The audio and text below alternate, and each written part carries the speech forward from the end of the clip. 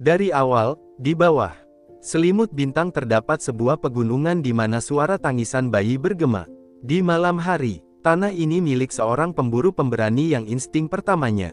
Setelah mendengar tangisan ini adalah mengambil kapaknya percaya bahwa seseorang berusaha mencuri dari ladangnya.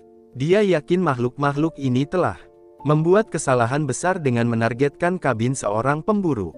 Dia mengikuti suara tangisan di sekitar ladangnya dan ketika dia mencapai kandang, dia tidak menemukan siapa-siapa di sana kecuali kuda-kudanya. Sebentar dia bertanya-tanya apakah dia sedang halusinasi. Lagi pula, sejak dia dan istrinya tahu mereka tidak bisa memiliki anak, dia telah mendengar tangisan bayi. Tapi itu bukan halusinasi. Di padang ada seorang bayi yang nyata. Dia dengan cepat mengangkat anak itu dan ketika dia menarik bayi itu dekat, dia bisa merasakan detak jantungnya. Pada saat itu, istrinya tiba, terkejut melihat dia memegang seorang anak. Ketika ditanya, dia menjawab kepada istrinya bahwa dia merasa anak ini diberikan kepada mereka. Waktu berlalu dan sekarang bayi ini dan pahlawan kita, Sirona Aryan, anak laki-laki yang pernah ditemukan di kandang tumbuh membaca kisah ini.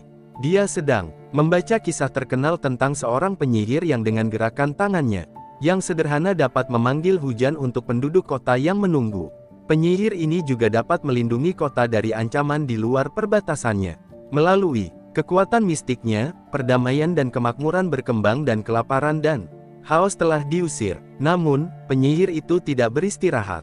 Tanpa lelah, dia melanjutkan penelitiannya, selalu berusaha untuk memperbaiki kehidupan orang-orang.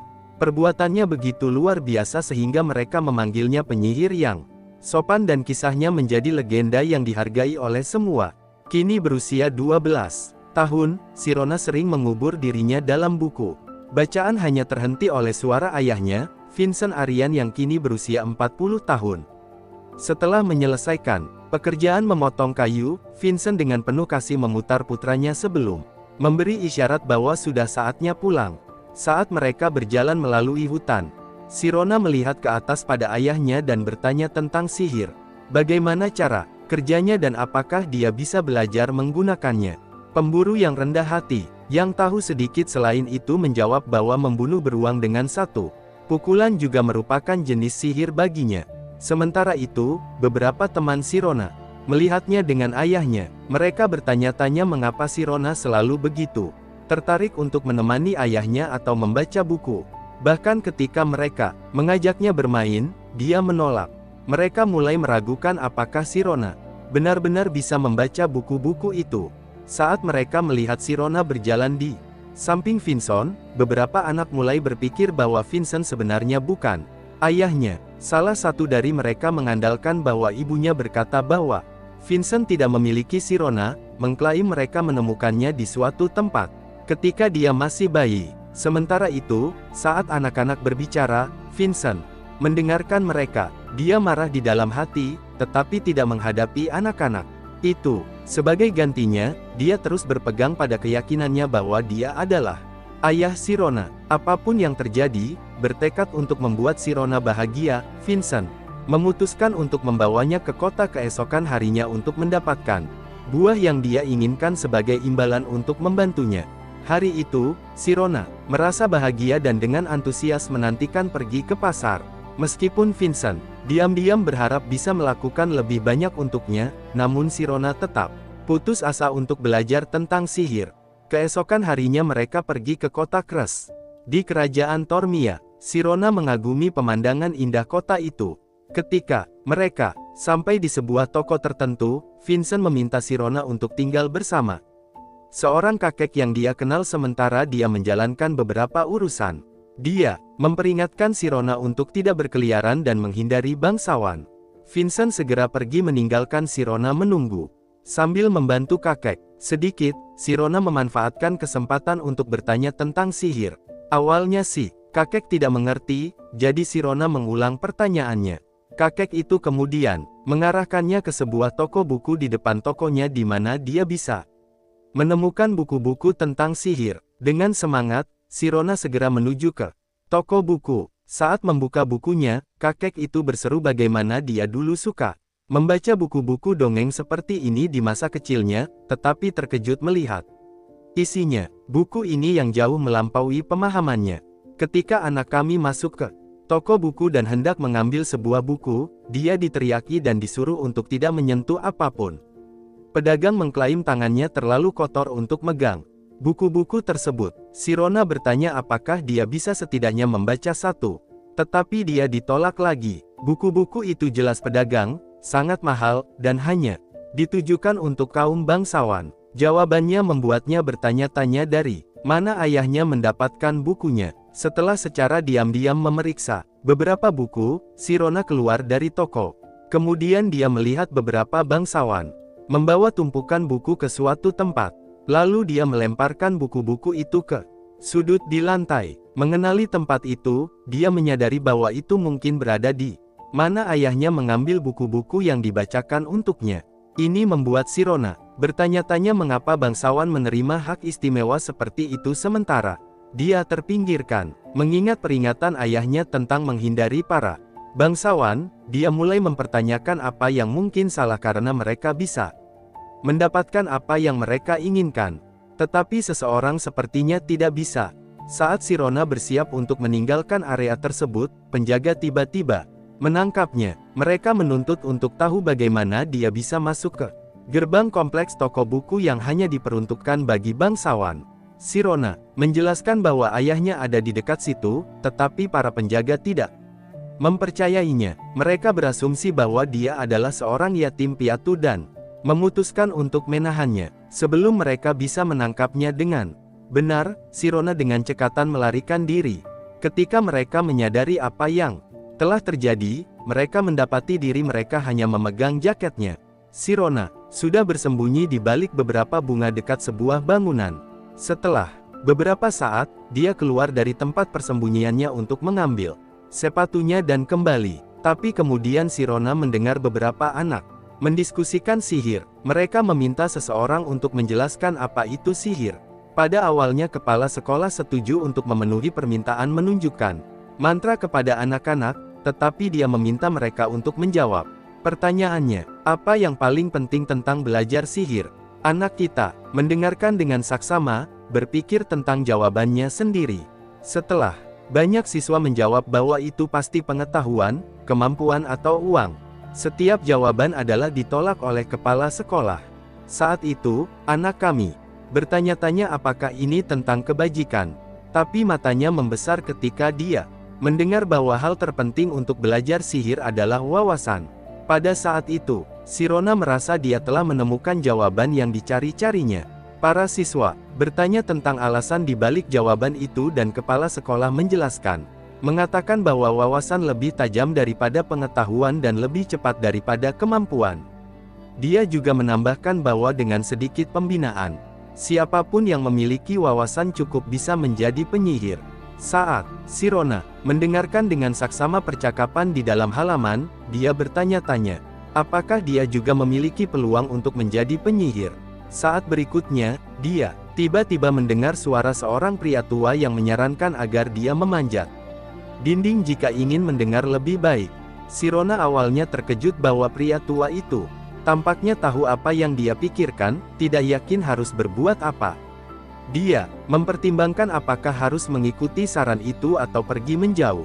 Akhirnya, dia memutuskan untuk memanjat dinding, merasa seolah jika tidak melakukannya, akan menjadi penyesalan yang akan dibawanya seumur hidup. Jadi dia memanjat ke puncak dinding dan melihat sekelompok anak-anak berkumpul di sekitar seorang pria tua yang duduk di bawah pohon. Pria tua itu segera memperhatikannya dan mengejutkan Sirona mengundangnya untuk turun dan bergabung dalam percakapan. Pria tua itu, Alphys Mirhi, adalah kepala sekolah Lohias School of Magic dan seorang penyihir level 4. Didorong oleh undangan hangat Alphys, Sirona bersiap untuk turun dari tembok untuk bergabung dengan kelompok. Sirone berdiri di depan kepala sekolah-sekolah impiannya dan anak-anak mengelilinginya. Namun begitu anak-anak melihatnya, mereka mencemoohnya karena tidak memiliki darah bangsawan. Mereka bahkan memintanya untuk pergi. Sangat terkejut melihat pemandangan di depannya, dia terbangun dari lamunannya ketika kepala sekolah menanyakan tujuannya melompat dari tembok. Shirone menyatakan rasa penasarannya tentang melihat sihir. Kepala sekolah bertanya apakah dia pernah melihat sihir, yang dijawabnya bahwa dia hanya pernah membaca tentang di dalam buku. Beberapa anak protes sambil berkata bahwa dia pasti berbohong karena itu adalah keyakinan umum bahwa petani tidak bisa membaca. Namun, tetap pada keinginannya, dia hanya membungkuk dan memohon kepada kepala sekolah. Kepala sekolah mengabulkan permintaannya dengan memanggil angin yang juga membuat anak-anak di sekitarnya bersemangat. Dia terkejut melihat bagaimana itu mungkin. Tetapi dia mendapatkan jawabannya sesaat kemudian ketika kepala sekolah memanggil angin yang mengangkatnya bersama dengan semua anak-anak. Dia berteriak ketika terangkat ke udara dan bertanya-tanya apakah mereka akan turun. Dengan cara yang sama, dia meringis dan bersiap untuk jatuh. Tetapi itu tidak pernah terjadi karena kepala sekolah memberinya pendaratan yang halus. Kemudian, kepala sekolah tertawa kecil dan menanyakan pendapatnya tentang demonstrasi sihirnya. Alih-alih menjawab, anak kita bertanya kepada kepala sekolah, apa sebenarnya sihir itu? Kepala sekolah berpura-pura berpikir mencari contoh, tetapi anak kita bertanya dengan belak-belakan tentang konsep sihir. Meskipun dia tidak memahaminya, para siswa terkejut karena dia menuntut ini dengan cara yang kasar dari kepala sekolah, sesuatu yang bahkan tidak berani dilakukan oleh para guru. Kepala sekolah tertawa kecil dan menjelaskan bahwa sihir adalah sesuatu yang melampaui aturan normal di dunia kita. Dengan kata-kata sederhana, itu adalah cara menggunakan pemahaman mental untuk menjelajahi kebenaran tersembunyi dalam fenomena. Kepala sekolah berkomentar bahwa pasti sulit baginya untuk memahami konsep ini, tetapi dia terkejut ketika Shirone mengaitkan konsep sihir dengan peristiwa anomali. Dia bertanya, apakah MC kita telah membaca ini di bukunya? Shirone menjawab tidak sambil menjelaskan. Dia memperhatikan bahwa setiap orang yang berpikir berbeda diserang oleh orang-orang normal. Tetapi kemudian, teori-teori orang-orang ini menjadi pengetahuan. Dia bertanya apakah ada hubungannya dengan yang anomali. Kepala sekolah mengafirmasi teorinya. Tanpa membuang waktu, Shirone bertanya tentang metode belajar sihir. Kepala sekolah benar-benar mengagumi kecerdasan Shirone, tetapi juga merasa kasihan padanya. Karena dia seorang petani. Namun, dia menjawabnya dengan demonstrasi sihir. Dia meminta satu siswa-siswanya untuk memasuki zona jiwa. Dia segera mematuhi dan anak kita bisa merasakan perubahan dalam dirinya. Kemudian kepala sekolah bertanya tentang jumlah koin di tangannya dan dia langsung menjawab bahwa itu 6 yang merupakan jawaban yang benar. Sharon ingin tahu metode di baliknya. Saat mengubah jumlah koin, kepala sekolah menjelaskan bahwa zona jiwa adalah keadaan mental yang sangat sensitif di mana bahkan penyihir besar dapat mengetahui jumlah daun di pohon yang jauh hanya dengan merasakannya. Kali ini, siswa itu sekali lagi menjawab dengan benar jumlah koin tersebut. Sambil membuka tinjunya, dia menjelaskan kepada anak kita bahwa begitu dia memasuki zona raw, dia bisa mengendalikan fenomena. Sharon langsung mengerti bahwa dia tidak bisa menghitung koin-koin itu, tetapi merasakannya.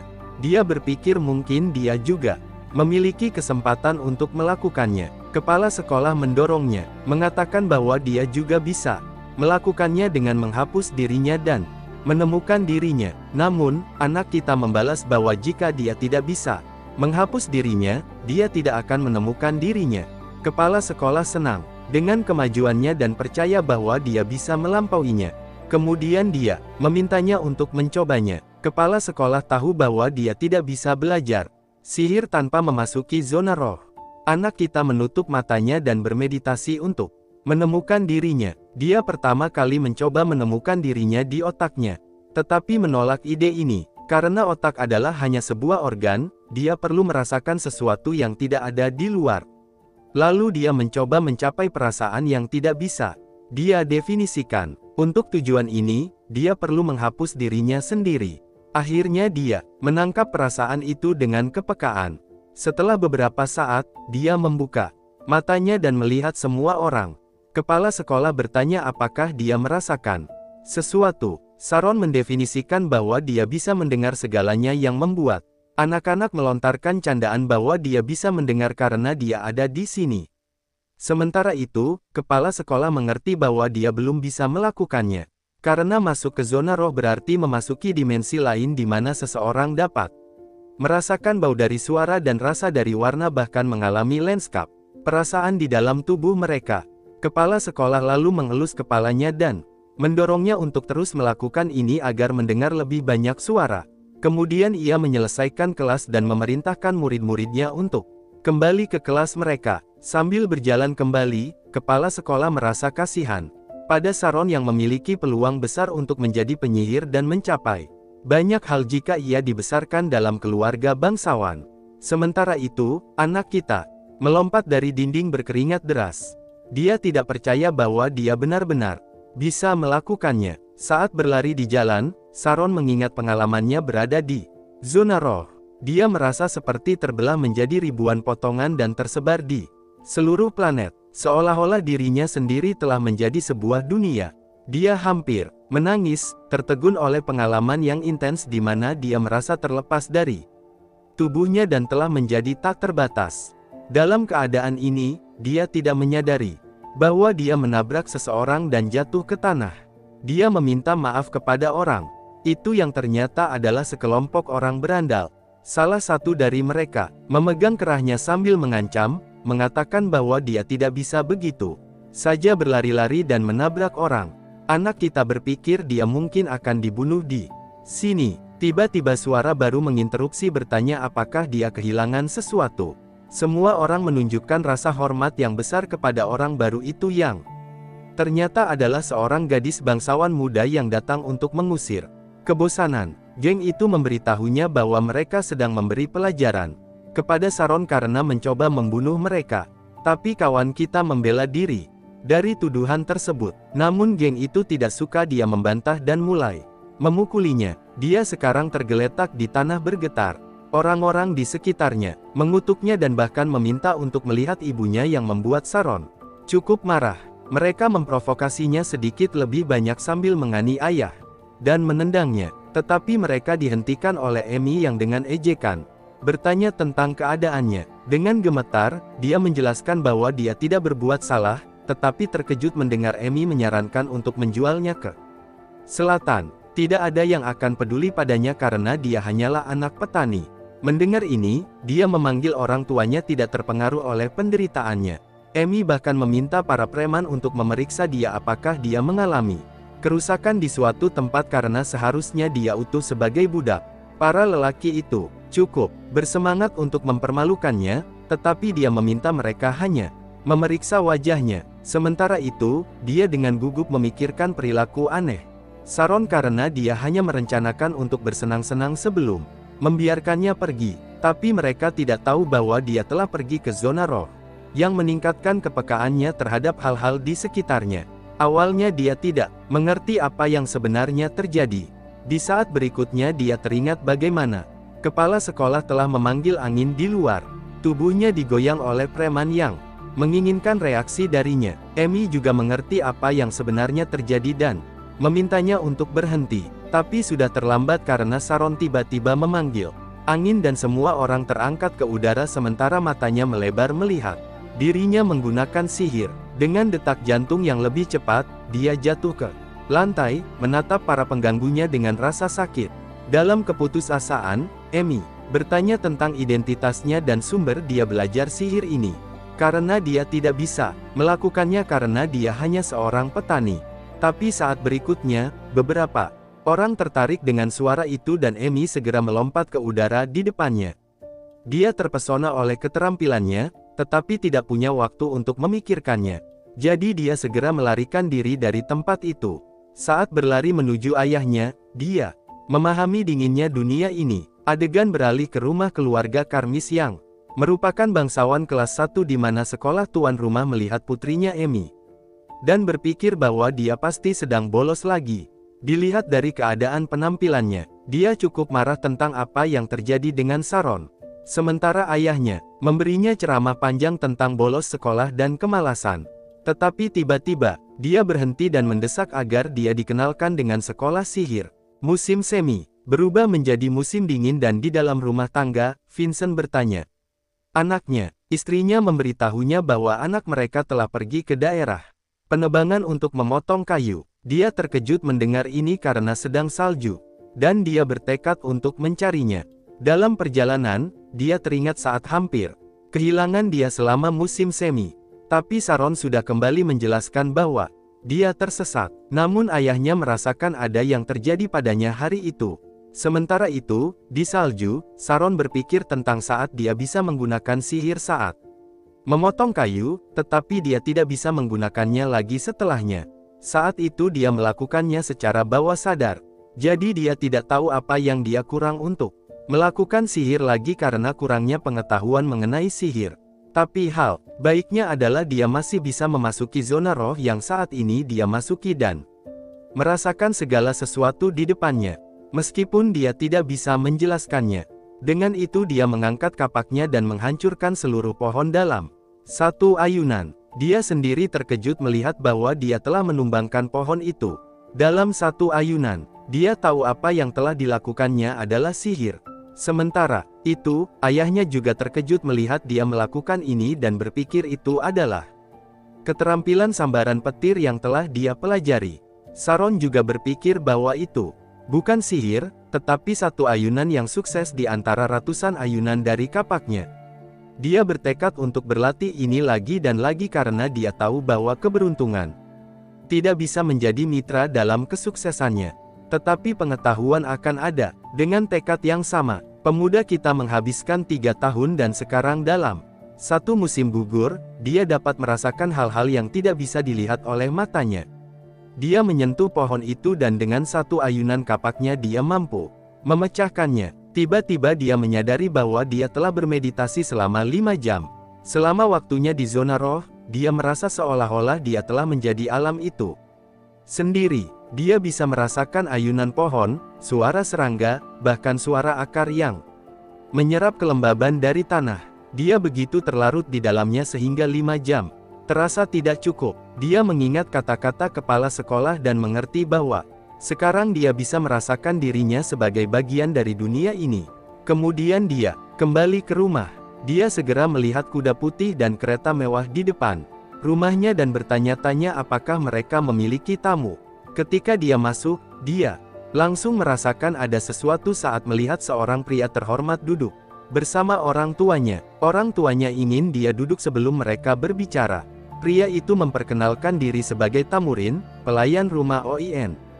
Saroni menyapanya kembali sambil penasaran tentang tujuannya ada di sana. Tamurin memeriksa wajahnya dengan teliti dan bertanya, apakah dia bisa membaca. Sirone menjawab bahwa dia sudah bisa membaca sejak masih sangat kecil.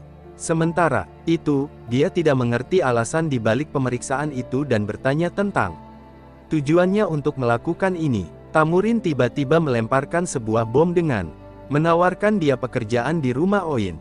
Pada saat itu, Tamurin menjelaskan rincian pekerjaan tersebut. Perpustakaan besar keluarga Ogien perlu dipindahkan. Perpustakaan itu memiliki lebih dari 10.000 buku dan tugasnya adalah memastikan bahwa tidak satupun buku keluar dari lokasi. Akan butuh waktu lebih dari 2 tahun untuk menyelesaikan pekerjaan ini, karena pekerjaan berat akan dilakukan oleh pengangkut dan tugasnya akan mengurutkan buku-buku tersebut. Dia tertegun, menyadari bahwa kesempatan ini akan memungkinkannya membaca ribuan buku. Beberapa di antaranya mungkin tentang sihir. Namun, kata-kata berikutnya menghentikan proses pikirannya. Pekerjaannya membawa risiko. Jika ada buku yang keluar dari lokasi, itu akan berarti kematian orang tuanya. Sekarang dia mengerti alasan dibalik wajah serius orang tuanya. Pelayan menambah bahwa dia akan dibayar jumlah uang yang besar, jumlah yang begitu tinggi hingga dia tidak bisa menghasilkan sebanyak itu seumur hidupnya sebagai pemburu. Kemudian dia memberitahu ayahnya bahwa ini adalah alasan dia menjual putranya. Vincent protes, mengatakan bahwa itu bukan alasannya untuk membuat kesepakatan ini. Dia ingin putranya mencapai impiannya. Pelayan itu tertawa kecil dan tidak mempercayainya. Karena jika bukan karena uang, apalagi yang membuat Vincent memohon padanya untuk mempekerjakan Serone untuk pekerjaan ini. Vincent bertanya apakah Serone akan memiliki kesempatan untuk membaca buku di sana. Pelayan mengonfirmasi, tetapi mengingatkan dia bahwa dia tidak akan diizinkan membaca buku sepanjang Waktu dia menegur Vincent, mengatakan bahwa dia harus jujur dengan putranya. Karena pekerjaan ini bukan tentang dia mencapai mimpinya. Ini mengingatkan kembali pada Serone yang berusia 6 tahun yang diajari beberapa kata oleh ibunya. Dan mulai membaca buku. Penampilannya yang bersinar dan pikiran yang tajam membuat Vincent bertanya-tanya apakah dia memiliki darah bangsawan dalam dirinya. Dia berharap itu benar. Jika Serone adalah seorang bangsawan, dia akan memiliki kesempatan untuk bersekolah. Tetapi dia menolak gagasan itu karena Serone adalah putranya. Namun, begitu Sirone bergabung dengannya dalam pekerjaannya, Vincent menyadari dengan ngeri bahwa dia sedang mengubah putranya menjadi seperti dirinya sendiri. Sekalipun risikonya, dia tetap ingin mengambil pekerjaan itu. Dia merasa ini adalah kesempatan langka untuk bisa membaca buku-buku yang selama ini diimpikannya. Di sisi lain, Vincent masih marah dan tidak bisa menerima keputusan Serone ingin mengambil pekerjaan itu dan melakukannya dengan benar. Di saat itu, Temuran memberinya waktu 1 minggu untuk mengubah pikirannya sebelum dia kembali mengambilnya. Namun, begitu dia menginjak tanah Manor, dia tidak dapat mengubah pikirannya. Ketika pelayan pergi, ayahnya memprotes, mengatakan bahwa dia culun karena meminta pekerjaan itu. Tetapi sekarang setelah dia memahami beratnya, dia akan menolaknya. Tapi dia terhenti ketika melihat Serone menangis bahagia, menyebut ini sebagai hadiah terbaik dalam hidupnya. Finn memeluknya dengan mata berkaca-kaca dan meyakinkan putranya bahwa mereka akan selalu bersamanya kapan dia membutuhkan mereka. Tapi dia juga ingin putranya kembali dengan selamat. Dia senang akhirnya melakukan hal yang benar. Hal sebagai seorang ayah, keluarga itu berlinang air mata saat memikirkan tentang keberangkatan yang akan datang. Setelah seminggu, pelayan keluarga Oyin datang dan meminta tanda tangan Vincent. Setelah dia menandatangani, tanpa membuang waktu, mereka membawa pria kita ke kereta dan menutup pintu di belakangnya. Begitu mereka duduk di dalam kereta, Serone langsung masuk ke zona roh untuk memeriksa orang tuanya yang sedang menangis untuknya. Selama waktunya di zona roh, dia ingin menjangkau mereka tetapi berhenti di tengah jalan, menyadari bahwa dia memiliki kesempatan sekali seumur hidup. Tapi dia juga tahu risikonya memiliki pekerjaan ini dan hidup di antara orang-orang yang berkuasa. Dia bertanya-tanya, apakah dia akan kembali dalam satu paket setelah 2 tahun. Setelah beberapa saat, mereka akhirnya sampai dekat dengan rumah Ogen yang terletak di dalam kota Krea. Di kerajaan Tormia, pada dasarnya, rumah Ogen adalah keluarga pejuang dengan pendirinya sebagai jenderal level 3 dan kepala rumah saat ini adalah Katria level 4. Dengan kata lain, mereka memegang otoritas militer kota di tangan mereka. Akhirnya mereka berada di depan manor besar rumah Ogen. Dia merasa takut melihat kemegahan wilayah rumah itu yang membuat para pelayan berkomentar bahwa dia masih perlu bertemu dengan keluarga. Yang lain memperingatkannya untuk berhati-hati dengan kata-katanya. Dia melihat sekeliling benar-benar terpesona oleh kaum bangsawan kelas 2 yaitu Ogen. Pelayan mengantar dia ke area pelayan dan kantor yang akan menjadi rumahnya selama 2 tahun ke depan. Beberapa saat kemudian dia berada di depan Timur yang memintanya untuk mengikutinya untuk belajar tentang pekerjaannya.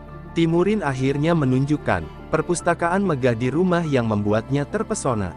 Timurin menambahkan bahwa dia akan memindahkan buku-buku ini sambil mengklasifikasikannya. Setiap minggu dia akan diberikan daftar buku yang perlu dia kumpulkan. Dia juga memberitahunya jam kerja yang akan berlangsung dari pukul 900 pagi hingga 6 sore. Dia bisa melakukan apapun yang dia suka dengan waktu luangnya asalkan tidak memasuki rumah utama atau meninggalkan area. Kemudian, dia diberikan daftar dan bertanya apakah dia memiliki pertanyaan lain. Sarone tahu bahwa hidupnya dipertaruhkan dalam pekerjaan seperti ini yang tidak bisa dia salahkan. Jadi dia bertanya kapan dia akan mulai dan pelayan menjawab mulai besok. Mulai besok, dia akhirnya mengenakan seragam dan memulai pekerjaannya dengan membaca daftar. Sementara itu, dia mengerti dengan jelas mengapa tugas menyortir diberikan hanya kepada satu orang. Dia perlu memahami penyortiran, apakah untuk mengklasifikasikan sejarah pedang dalam bagian sejarah atau bagian sastra pedang. Sambil menyortir buku-buku, dia juga menyadari bagaimana semua Pengetahuan itu saling terkait dan akarnya adalah tidak lain adalah sejarah. Dia kemudian memutuskan untuk membaca semua buku sejarah yang berjumlah 850. Dari 10.000 buku dan melengkapi dengan buku lainnya. Dia perlu melakukannya. Untuk menjadi seorang penyihir, dia kemudian merasakan seseorang datang dan segera menyembunyikan buku-buku itu karena dia tidak diizinkan untuk membacanya. Timurin masuk memuji pekerjaannya dan bertanya apakah dia akan bekerja larut malam lagi yang dibenarkan oleh Sarone. Kemudian Timurin menyarankan agar dia bersantai karena mereka memiliki perjalanan yang panjang. Sesaat kemudian dia berbalik ke arahnya dan meraih bahunya. Orang kita merasa takut bertanya-tanya apakah pelayan itu telah menangkapnya saat membaca. Tetapi, di saat berikutnya, Timurin mengusap bahunya sambil memberitahunya untuk menjaga penampilannya di depan tuannya dan anak-anak mereka. Dia juga memintanya untuk melakukan sesuatu dengan rambut panjangnya yang dipatuhi oleh Sarone. Dia menghela napas lega setelah kejadian yang hampir menegangkan. Sekarang dia sendirian. Dia perlu menjaga pekerjaan yang baik dan memutuskan untuk mengikat rambutnya seperti ayahnya. Nanti malam itu ketika dia membaca sejarah Tormia, dia memahami masalah terbesar. Membaca dan memahami lebih sulit dari yang dia duga. Dia bertanya-tanya apakah sebaiknya dia menghafalnya. Tetapi kemudian memutuskan untuk memahami setidaknya satu bagian dari peristiwa tersebut dan melanjutkan. Sebelum dia membaca lebih jauh, kelelahan menangkapnya dan dia terlelap di buku. Saat dia tidur, Timurin masuk dan menarik buku dari pelukannya. Dia melihat buku sejarah dan mencemooh ide Sarone untuk membaca, tahu bahwa akan butuh setengah bulan untuk membacanya semua. Dia tidak percaya bahwa membaca dapat membawa keberhasilan bagi anak itu. Sebenarnya dia akan melarangnya membaca jika informasi itu bersifat praktis yang dicari Sarone. Timurin pergi dengan rasa kasihan kepada Sirone. Berpikir bahwa dia tidak lebih dari seorang pemimpi bodoh dengan ide-ide gila.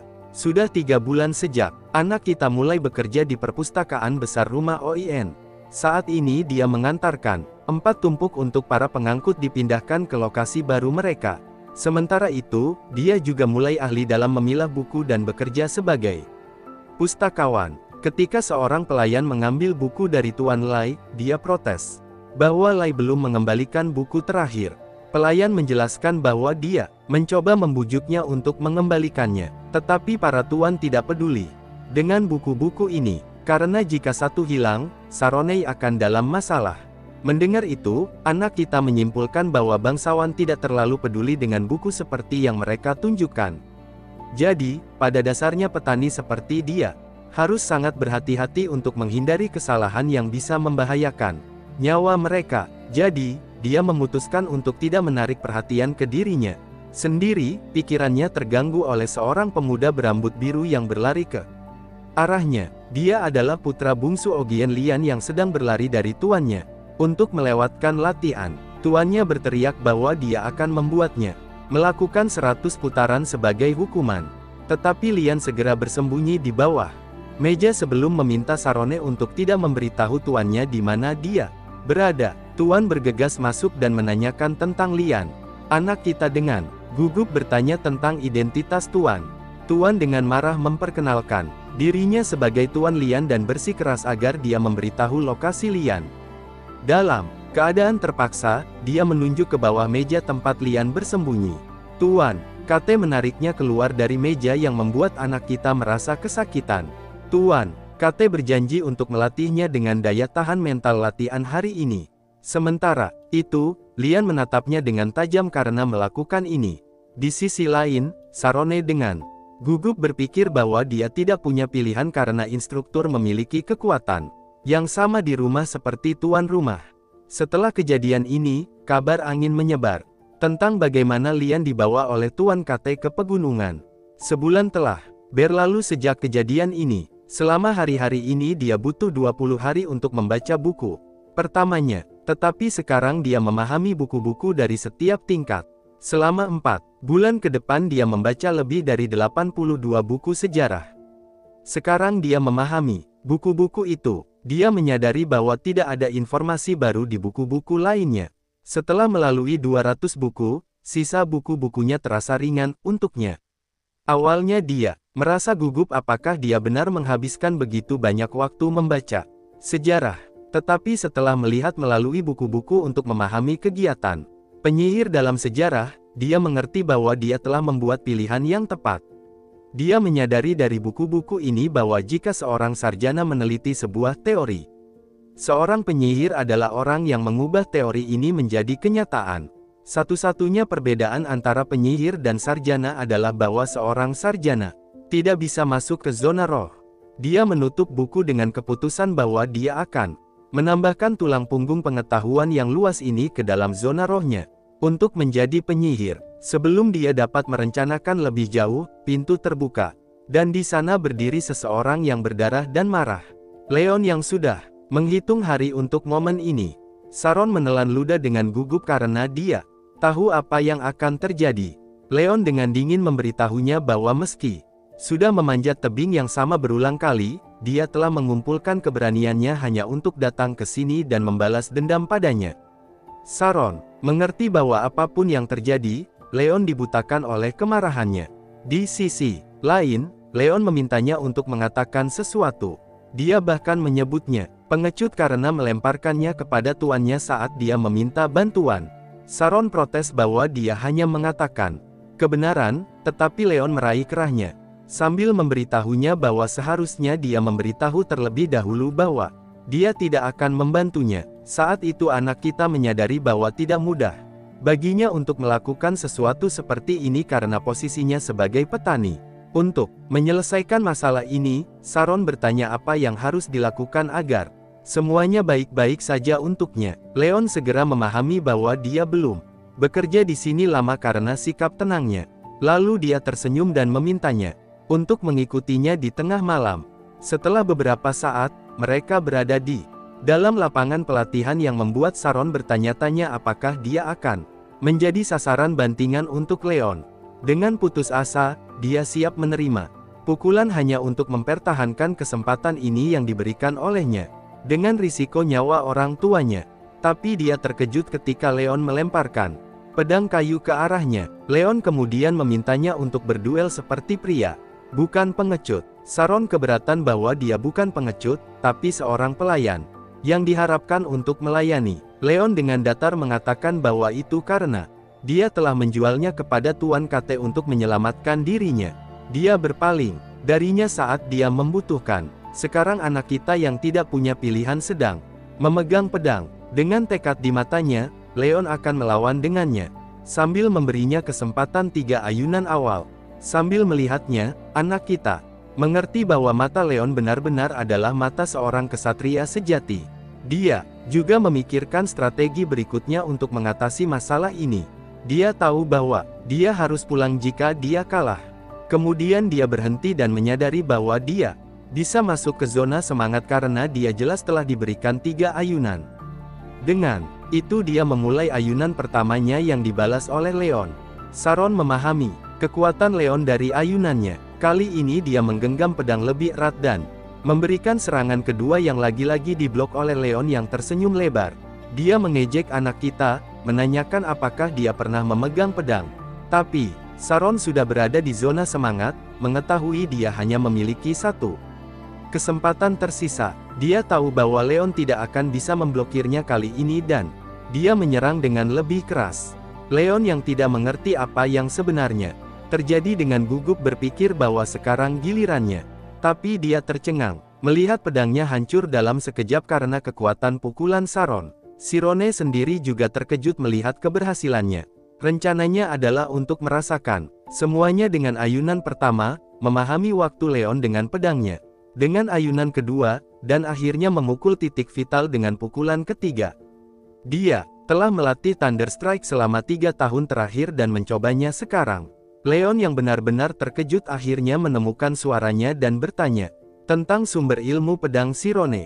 Sirone menjawab dengan jujur bahwa itu adalah Thunder Strike. Melihat kebingungan di wajahnya, dia menjelaskan bahwa itu adalah teknik yang dia pelajari untuk menebang pohon di pegunungan. Leon sangat bingung dengan penjelasannya bahwa Sirone bisa menggunakan pedang setelah menebang pohon. Di sisi lain, Leon telah berlatih selama 15 tahun Dia tidak percaya bahwa seni pedang adalah sesuatu yang bisa dipelajari dari menebang kayu. Leon ingat saat Lai telah mematahkan pedangnya dengan cara yang sama dan dipuji oleh ayah serta gurunya. Instrukturnya bahkan memberitahu ayahnya bahwa dia tidak punya lagi yang bisa diajarkan kepada Lai karena dia sudah jauh lebih maju dibandingkan usianya. Saat itu tidak ada yang memperhatikan Leon saat merayakan Genius L. Leon merasa hancur karena dia tidak bisa seperti kakak lelakinya. Sekarang, dia bisa melihat Lai dan Shirone di atas. Sekali lagi, jadi dia berseru bahwa dia menolak menerima kekalahan. Shirone ingin minta maaf tetapi dihentikan olehnya. Di detik berikutnya, Leon mengeluarkan pedangnya dan mengkliknya kembali. Untuk kejutan Shirone, dia melemparkan pedang itu ke Shirone yang menangkapnya. Leon mengungkapkan bahwa hanya karena dia bisa baik-baik saja dengan pedang kayu, tidak berarti dia bisa menang. Dia memberinya waktu 1 bulan untuk bersiap menghadapi duel yang akan mereka lakukan dengan pedang nyata. Di sisi lain, tangan Shirone bergetar saat dia melihat kematiannya dalam bentuk pedang nyata. Dia meminta Leon untuk mempertimbangkan kembali karena dia tidak tahu bagaimana menggunakan pedang. Dengan suasana yang telah ekspresi di wajahnya, Leon mengungkapkan bahwa jika dia bisa mematahkan pedang kayu setelah belajar memotong pohon, dia bisa menyelesaikan sesuatu dalam bulan ini. Sebelum pergi, dia bahkan mengancam untuk tidak pergi. Jika tidak, dia akhirnya akan menangkapnya. Kemudian Shirone berada di perpustakaan, kepalanya di tangannya, sementara dia berusaha memahami kekacauan yang dialaminya. Pada dasarnya, keluarga Ogen memiliki sifat aneh dengan rambut hitam dan biru dalam keluarga mereka. Tuan rumah bersama dengan putra tertua memiliki rambut hitam dan keahlian pedang yang luar biasa. Putrinya yang memiliki rambut biru adalah seorang pianis yang hebat. Sementara lain, seorang jenius pedang juga memiliki rambut hitam. Tapi Leon adalah orang yang mencolok di keluarga berbakat itu yang tidak membangun namanya sendiri, meskipun mendapatkan pelatih pribadi. Setelah memikirkan ini, Shirone menyesal seharusnya membiarkan Leon mengalahkannya. Sedikit, tapi sekarang dia telah menghancurkan ego Leon yang sudah terluka oleh perbandingan dengan saudaranya. Dengan melihat buku-buku, dia berpikir, bagaimana dia selalu memiliki ideal bahwa buku bisa menyelamatkannya. Jadi, sekarang dengan tekad dia pergi ke rak buku karena dia tidak bisa mati di sini dan mempertaruhkan orang tuanya. Dia tahu waktunya di gunung memberinya kekuatan, jadi yang harus dilakukannya adalah belajar bagaimana membela diri.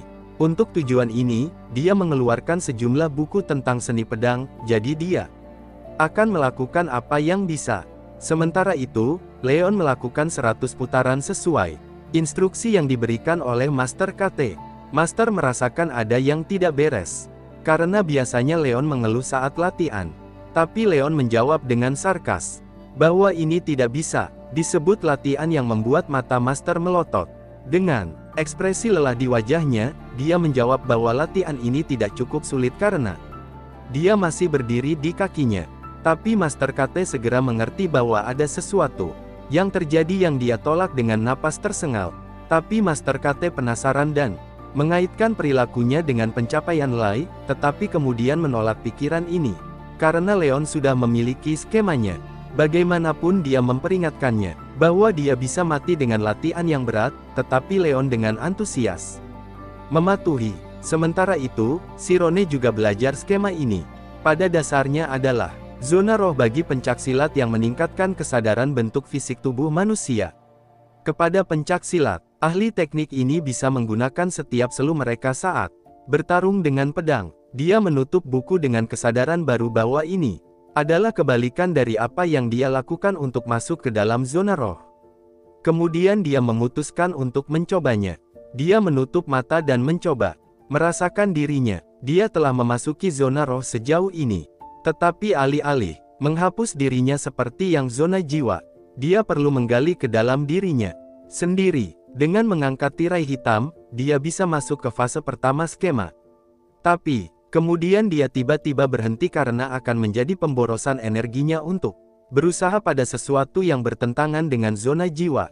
Lalu dia teringat Emi, dan bertanya-tanya apakah dia menggunakan skema dan terkejut memikirkan bahwa dia terlalu maju untuk usianya.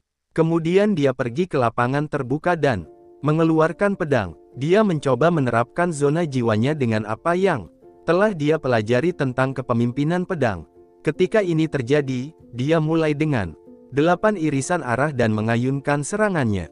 Sementara itu, Leon juga terlihat berlatih dengan giat pada tingkat yang bahkan gurunya sendiri menghentikannya, memperingatkan bahwa ototnya bisa pecah. Tapi dia terus memukul kayu sambil berseru bahwa ototnya belum pecah.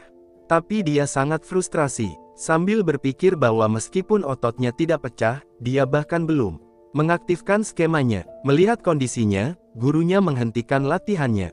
Setelah beberapa saat, dia menepuk bahunya, bertanya-tanya apa yang sebenarnya mengganggu pikirannya. Dia menjawab samar-samar bahwa tangannya sangat sakit. Dengan pemikiran mendalam, Master KT menyatakan bahwa dia tidak pernah melihat laporan tentang kemajuan Leon. Leon menjawab bahwa inilah alasannya untuk bekerja keras. Master KT mengabaikan kemarahannya sambil bertanya, apakah ada sesuatu yang seharusnya dia kuasai? Apakah dia bahkan sudah menyelami apa sebenarnya itu? Leon hanya menjawab bahwa dia tahu apa yang tidak dia kuasai, yang membuat Master KT bercanda bahwa ini adalah alasan dia bukan seorang jenius. Leon dengan kesal menyuruhnya untuk diam. Namun Master KTE terus berbicara sambil mengatakan bahwa seorang jenius sejati adalah seseorang yang tahu di mana mereka bisa bersinar dan mengarahkan usahanya tanpa keraguan. Sementara itu, bocah kita juga belajar seni pedang melalui buku-buku. Sementara suara Master KT menggema tentang ketakutan terbesar seorang jenius, yaitu mencoba mencapai sesuatu yang tidak bisa mereka capai. Mata Leon membelalak dengan kesadaran ketika Master KT akhirnya menyatakan bahwa itu bisa menjadi musuh terbesar seorang jenius. Dia menggenggam tinjunya, berpikir bahwa meskipun dia tidak terlahir dengan bakat dalam seni pedang, dia akan mengejar itu dengan segala kemampuannya. Baik dia maupun Sirone bertekad untuk menang pada akhirnya. Sekarang Sirone berdiri dengan pedang di tangannya, siap untuk berlatih seni pedang. Sejauh pengetahuannya, seni pedang pada dasarnya adalah energi dinamis kinetik yang diasumsikan saat kehidupan diambil. Tapi, itu juga merupakan permainan pikiran ketika seseorang mulai bertarung. Sekarang dia mengangkat pedangnya sambil membayangkan musuh imajiner yang bisa menyerangnya dengan berbagai macam gerakan. Tapi di antara mereka hanya ada 8 serangan yang bisa diprediksi dari setiap sisi. Dia perlu berkonsentrasi pada mereka. Sambil membayangkan musuh di depannya, dia mulai memblokir serangan dari setiap arah. Tapi setelah beberapa saat, dia berhenti ketika musuh imajinasinya mengambil arah lain dan dia kehilangan tempat untuk memblokir serangan di zona semangatnya. Dia berhenti sejenak dan mundur untuk tertawa setelah akhirnya memahami bahwa jalur seorang pendekar pedang juga tak terbatas, sama seperti jalur sihir. Kali ini ekspresinya berubah saat dia mengeluarkan pedangnya. Dia meminta maaf kepada orang tuanya karena mungkin dia tidak pernah ada untuk mereka. Tapi di bawah sinar bulan, dia merasa puas karena meskipun menatap kematian, dia memiliki kesempatan untuk mengalami dunia agung lainnya. Setelah beberapa saat, dia akhirnya berdiri di depan dari Leon yang mengajaknya untuk memulai pertarungan. Ketika Leon mengeluarkan pedangnya, dia terkejut melihat tatapan percaya diri di mata Sirone setelah sebulan berlatih. Sekarang saat dia mengamati pedang kayunya beradu dengan pedang Sirone, dia menyadari bahwa Sirone benar, bahwa anak ini tidak pernah memegang pedang seumur hidupnya. Tapi dia tidak mengerti bagaimana anak ini bisa begitu tenang. Setelah memegang pedang untuk pertama kali dalam hidupnya, dia menyimpulkan bahwa dia pasti berbakat alami seperti saudaranya.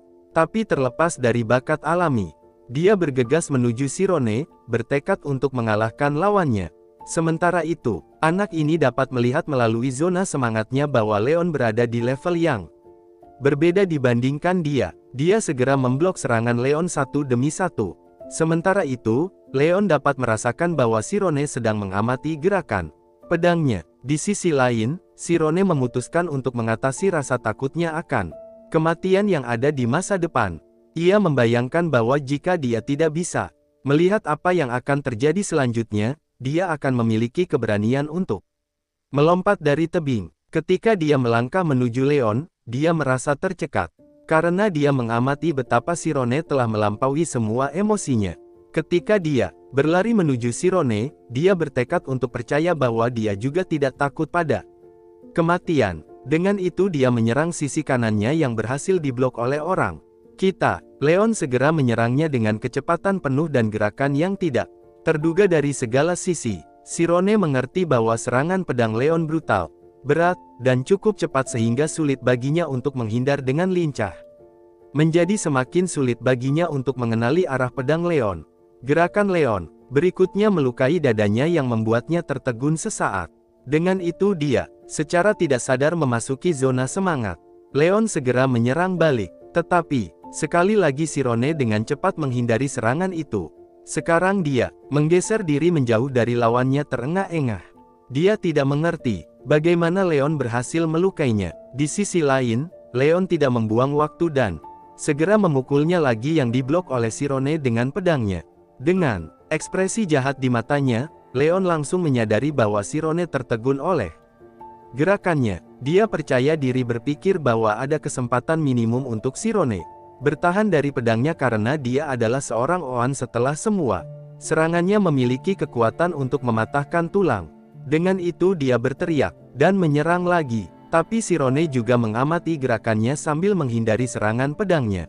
Shirone memperhatikan bahwa setelah melukainya, Leon seharusnya melanjutkan dengan tebas ke atas untuk melukainya lebih lanjut, tetapi sekarang dia hanya menggunakan serangan lebar. Sambil mengamatinya dengan saksama, Shirone menyimpulkan bahwa terlepas dari kemampuan Leon dalam menggunakan pedang, apa yang ia kurang adalah wawasan. Matanya bersinar dengan tekad karena sekarang ia bisa melawannya di tingkat yang lebih rendah. Dengan itu ia berlari ke arahnya dengan strategi baru dalam pikiran. Untuk menyerang kali ini, alih-alih hanya bertahan. Sementara mereka bertarung dengan pedang, Leon juga memperhatikan bahwa Shirone meskipun lelah menyerangnya dengan serangan dasar, tapi masalahnya adalah ia kesulitan untuk memblokirnya. Ia juga memahami bahwa meskipun Shirone kehabisan tenaga, ia kini menghemat energi dengan menjaga ritme tingkat rendah itu. Dia lagi-lagi mengingat saat dia ditinggalkan oleh ayahnya setelah kalah di tangan saudaranya. Sementara dia terlalu sibuk merayakan keberhasilan Lai. Kemudian dia melihat Lai tersenyum kemenangan padanya dan dia tidak ingin mengalami hal yang sama sekali. Sekarang dia berteriak, sambil menyatakan bahwa dia akan menjadi pendekar pedang terhebat di dunia. Dengan itu dia menyerangnya dengan segenap kekuatannya. Tapi Shirone menghalau serangan itu. Melihat dia begitu marah, Shirone tidak mengerti apakah dia benar-benar mengikuti aturan duel atau sudah menjadi gila. Kemudian dia memeriksa jalur pedang Leon dengan zona semangatnya dan bingung melihat bahwa dia tidak bisa membaca gerakannya lagi karena ketidakpastian. Pola kali ini, Leon akan menyerang dari level yang lebih rendah. Namun Shirone segera tidak hanya memblokirnya, tetapi juga membuang pedang Leon. Keduanya terengah-engah, tetapi Leon terlihat kalah. Dia tidak percaya bagaimana dia bisa kalah. Kemudian dia ingat bahwa Saron telah mengubah pegangan pedangnya. Dalam sekejap saat menusukkan pedangnya ke atas yang bertabrakan dengan pedangnya. Di sisi lain, Saron juga tidak percaya bahwa dia benar-benar menang. Namun dia tidak merasakan kebahagiaan dari kemenangan itu. Karena ini adalah kedua kalinya dia terluka egonya dan dia tahu apa konsekuensinya. Leon seperti yang diharapkan mengusap kepalanya dengan gugup dan mengakui kekalahannya. Dia berbalik kepada Saron dan bertanya bagaimana Saron memiliki hak untuk membunuhnya yang membuat Shirone terkejut. Bingung, Saron bertanya apakah dia bercanda. Untuk melihat kebingungannya, Saron menjelaskan bahwa apakah dia benar-benar berpikir bahwa dia akan membiarkannya melihat hari lain setelah membunuh seorang bangsawan seperti Leon. Leon membalas bahwa itu adalah aturan dasar dari duel. Saron membalas itu dengan pernyataan bahwa itu adalah duel baginya. Tetapi bagi petani seperti Shirone, itu adalah masalah bertahan hidup. Saat itu mereka berargumen tentang bagaimana mereka berakhir berduel. Satu sama lain, saling menyalahkan atas penyebabnya. Namun ketika Saron menambahkan bahwa yang paling terhormat yang bisa dilakukan Leon adalah tidak menyeret pelayannya ke dalam kekacauan ini dan mengikuti perintah instruktornya. Itu sangat menyentuh bagi Leon. Dia ingat perilakunya dengan Saron dan ekspresinya berubah menjadi malu yang tertekan. Keberatan Sirone jatuh ke tanah sambil mengucapkan bahwa dia pikir dia akan mati. Leon yang mengira mereka akan bertukar kata-kata baik setelah pertarungan melihat ke arah Sirone. Bingung mengapa dia berada dalam keadaan ini. Padahal beberapa saat yang lalu, dia adalah pejuang berdarah dingin. Lalu dia menyimpulkan bahwa Saron benar-benar seorang pejuang alami. Tapi terlepas dari itu, dia tidak mengejeknya. Karena kegagalannya, dia beralih ke Sirone dan menanyakan nama. Setelah Saron menyebutkan namanya, Leon memperkenalkan diri dan mengulurkan tangannya kepadanya. Teman kita benar-benar terkejut melihatnya seperti ini. Namun saat berikutnya menjadi kejutan baginya ketika Leon menawarkan persahabatan.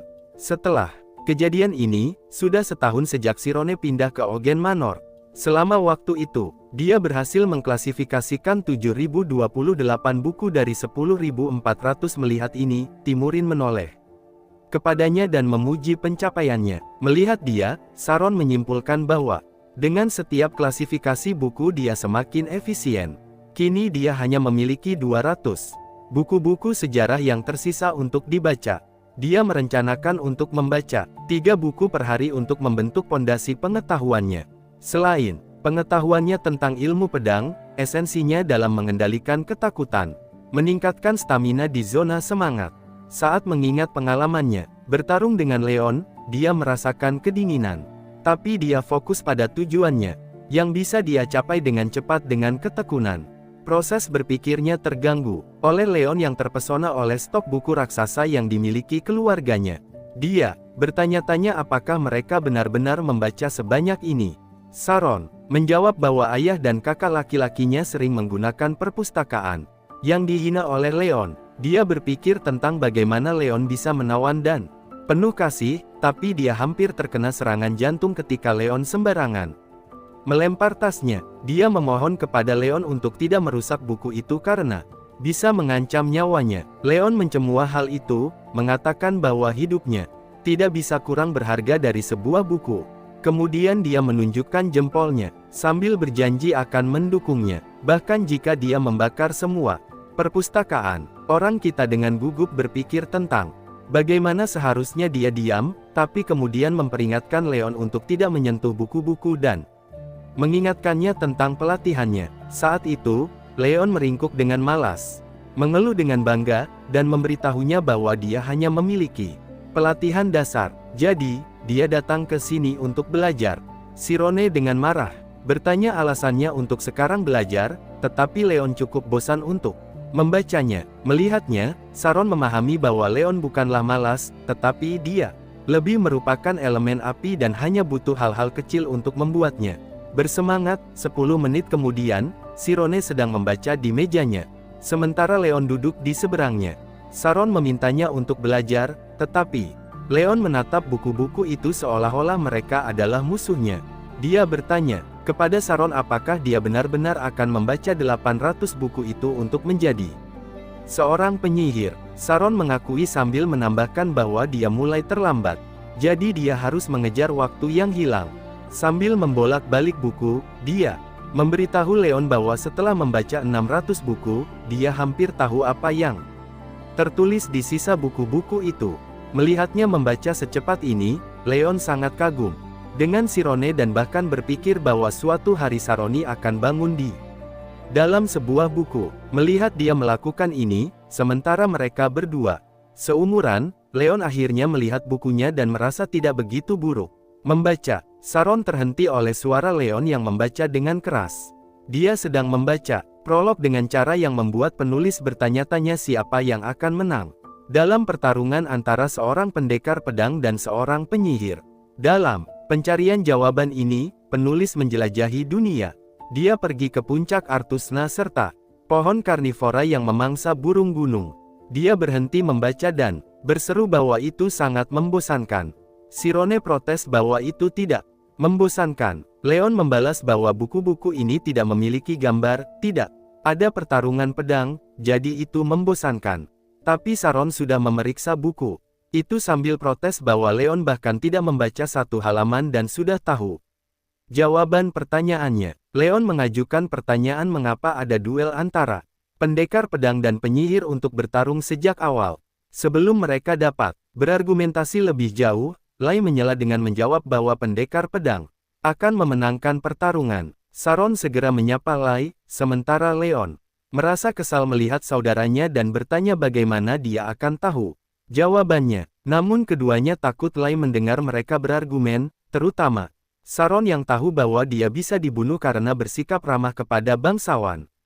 Leon ingin mengalihkan topik dan memprovokasi saudaranya, bertanya apakah dia mengatakan ini karena dia sendiri seorang pendekar pedang. Lei menjawab bahwa jika dia ingin tahu jawabannya, dia bisa mengamati posisi pendekar pedang dan penyihir di kerajaan. Leon membantah bahwa pertanyaannya adalah tentang siapa yang akan menang dalam pertarungan karena status tidak berarti apa-apa dalam perang. Alih-alih menjawab saudaranya, Lai beralih kepada Saron dan bertanya tentang pendapatnya. Saron benar-benar terkejut mendengar perhatian itu dan memikirkan motif Lai untuk memaksanya menjawabnya. Dia tahu bahwa dia perlu menjawab sambil terdengar netral. Lalu dia mulai menjawab bahwa jika kedua lawan memiliki keterampilan yang sama, maka pendekar pedang akan mengalami kesulitan begitu penyihir masuk ke zona roh. Namun dia menambahkan bahwa jika pendekar pedang bisa menyerang sebelum ada mantra yang dilancarkan, dia bisa memiliki kesempatan. Tapi kata-katanya terputus oleh Lai yang dengan tegas menyatakan bahwa penyihir akan kalah. Saron merasakan geli setelah mendengar ini. Mendengar ini, Leon segera paham bahwa Lai melakukan ini dengan sengaja. Karena dia menganggap Saron menjengkelkan dan ingin membuatnya menyerah. Tapi Lai dengan percaya diri bertanya, apakah Saron tahu tentang Armor of Sin dari buku-buku sejarah? Ini adalah jenis artefak yang dapat mengganggu zona jiwa seorang penyihir. Dengan wajah yang gelap, Saron menyimpulkan bahwa Lai berbicara tentang anti-sihir.